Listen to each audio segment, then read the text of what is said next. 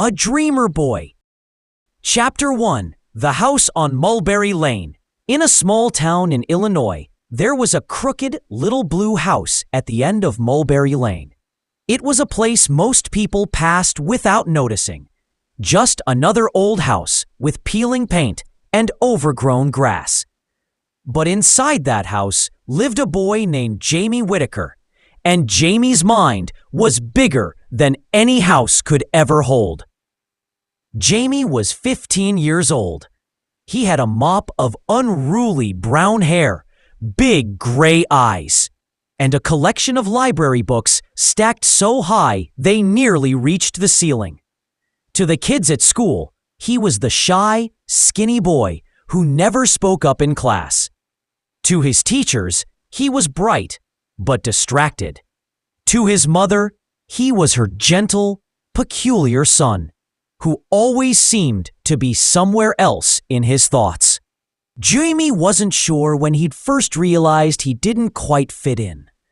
Maybe it was in second grade when he built a cardboard rocket ship and insisted he would fly to Mars before he turned 10. Maybe it was in fifth grade when he wrote a story about a city under the sea and his classmates laughed because it was too long to read out loud. It didn't matter. He had stopped trying to explain himself. Because while everyone else was content with the world as it was, Jamie was always dreaming about the world as it could be. Chapter 2. The Notebook.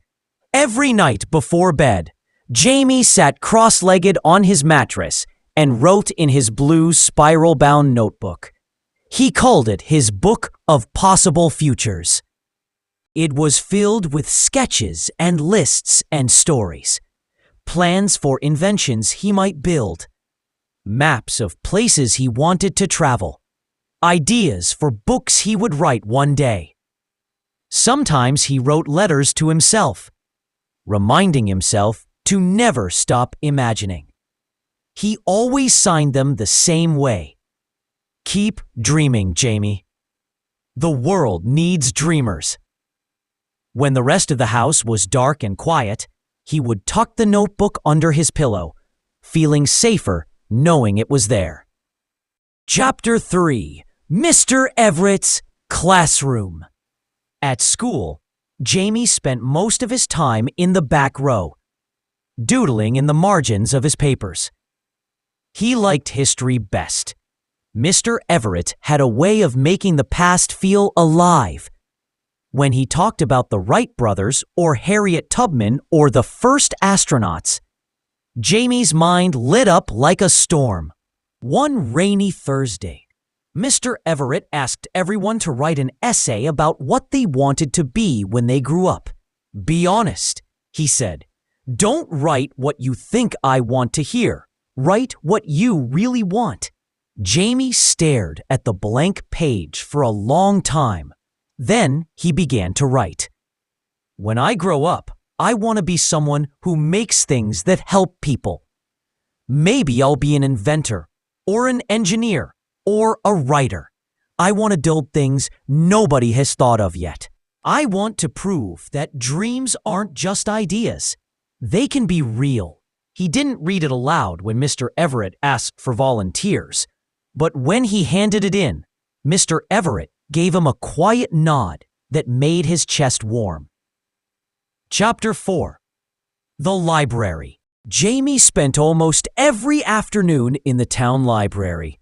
It was a squat, red brick building with a sagging roof, but to him, it felt like a cathedral. Miss Ellen, the librarian, never minded that he stayed until closing time. You're going to read every book in here one day, she teased, stamping his checkout slip. That's the plan, Jamie said shyly. Some days, he read about space travel or artificial intelligence. Other days, he borrowed books about famous artists or explorers. The world was so much bigger than Mulberry Lane, and he wanted to know every inch of it. When he walked home in the dark, he felt less alone. Even if no one understood him, the books did. Chapter 5. The Science Fair. In March, the school announced the annual science fair. Jamie's stomach fluttered. He'd been waiting all year for it. For weeks, he worked in the garage, sketching diagrams and soldering wires. He was building a small wind turbine, one he hoped could power a lamp. His mom watched him through the kitchen window, smiling as she washed dishes. The night before the fair, Jamie barely slept. He kept imagining everything that could go wrong. The motor failing, the judges laughing, everyone thinking he was just a weird kid with another silly idea. But when he set up his project in the gymnasium, something settled inside him. This was what he loved. This was who he was. When the judges came by, he explained how the turbine worked, how it could help save energy in small homes. They nodded thoughtfully. Some of his classmates rolled their eyes, but he didn't mind. At the end of the night, he didn't win first place, but he did win honorable mention, and Mr. Everett clapped him on the shoulder. "I'm proud of you," he said. "You're going to do something special one day." Jamie didn't know if he believed it yet, but it felt good to hear. Chapter 6. The Summer Job. That summer, Jamie got a job at McNally's hardware store. He spent his days stocking shelves, sweeping aisles, and helping customers find nails or paint or plumbing supplies. Most days were quiet, but on the slow afternoons, Mr. McNally let him sit behind the counter and read his library books. "You're a smart kid," Mr. McNally said once, tapping the book in Jamie's hands. "Don't ever let anyone talk you out of what you love." Jamie nodded, tucking that advice into his memory like a treasure. With his paychecks, he bought a second-hand laptop from the pawn shop on Main Street. At night, he used it to research scholarships, write stories, and learn coding. Every click felt like one step closer to the life he was dreaming about. Chapter 7. The Late Night Notebook. By autumn, Jamie's book of possible futures was almost full. The pages were crammed with sketches, quotes, and plans. Some nights, he would stay up long after midnight, writing by flashlight so he wouldn't work his mom. Someday, he wrote, "I'll build something that makes life better for people. I don't know what yet, but I'll find it." On the last page, he taped a photo he'd cut out of a magazine, a picture of an astronaut floating above Earth. He didn't necessarily want to go to space, but something about that image, someone suspended between worlds, trusting that they belonged, felt right. Before he closed the notebook, he signed the inside cover. Jamie Whitaker, Dreamer, Chapter 8. The hard year. Life wasn't always easy. In October, Jamie's mom lost her job at the grocery store. Money got tight. Some days, Jamie skipped lunch so his mom wouldn't notice how little was left in the fridge. He didn't mind working extra shifts at McNally's, but he did mind the way some kids at school started to whisper about his clothes, about how tired he looked, about the fact that he still walked home alone every day.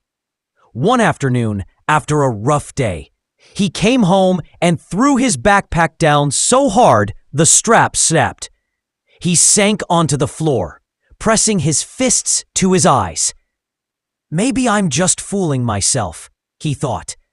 "Maybe dreaming doesn't change anything." But then he felt the corner of the blue notebook pressing into his hip where it was tucked under his hoodie. He pulled it out, flipped through the pages, and remembered why he'd started writing in the first place. Dreams weren't just about escaping. They were about believing there was something better waiting, even when you couldn't see it yet. Chapter 9. The Teacher's Gift. Right before winter break, Mr. Everett called Jamie aside after class. "I have something for you," he said, and handed Jamie a small package wrapped in brown paper.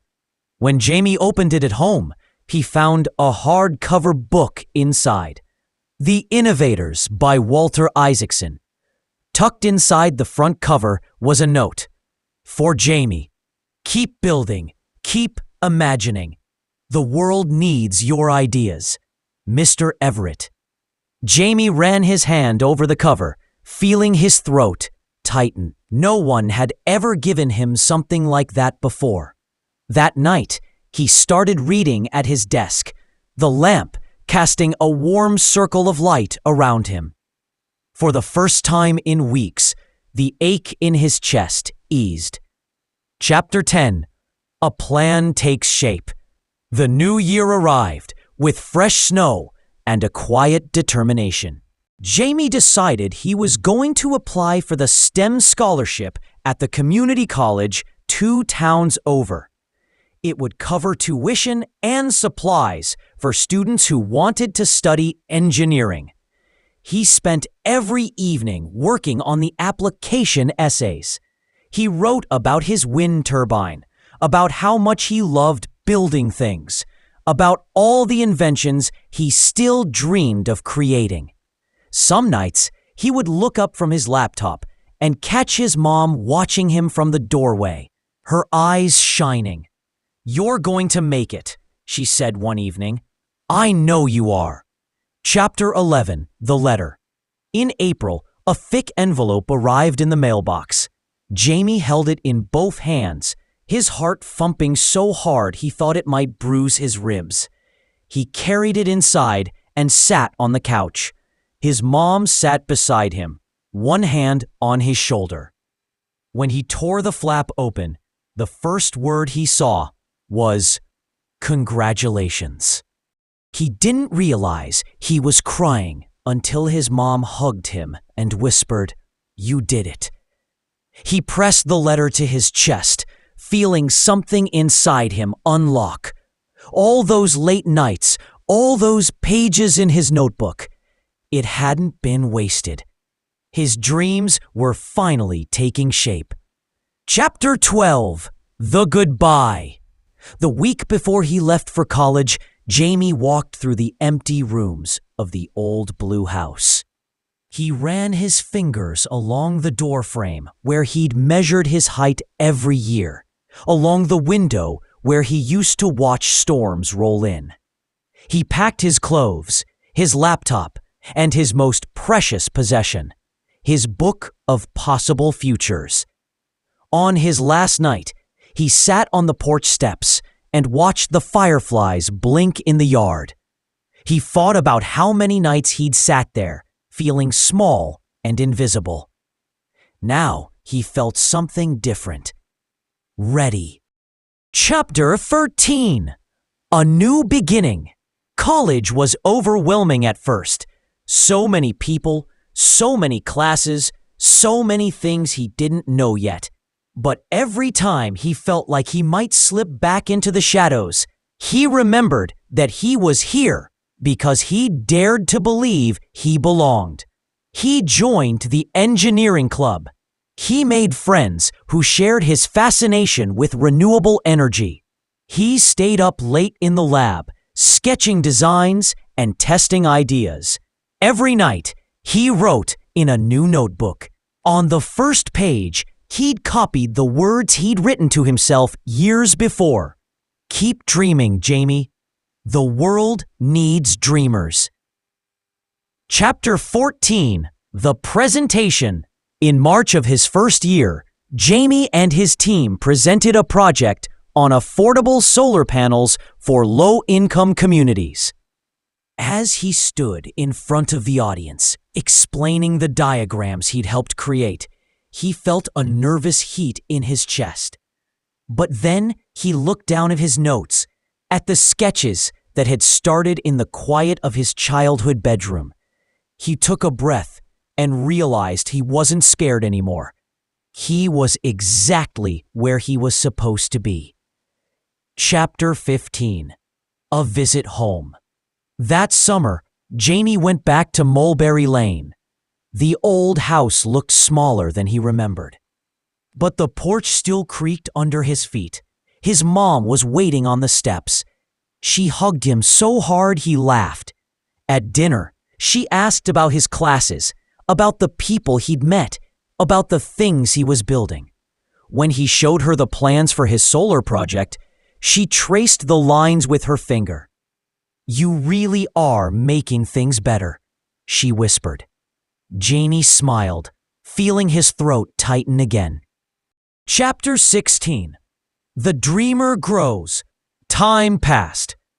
Janie finished his degree.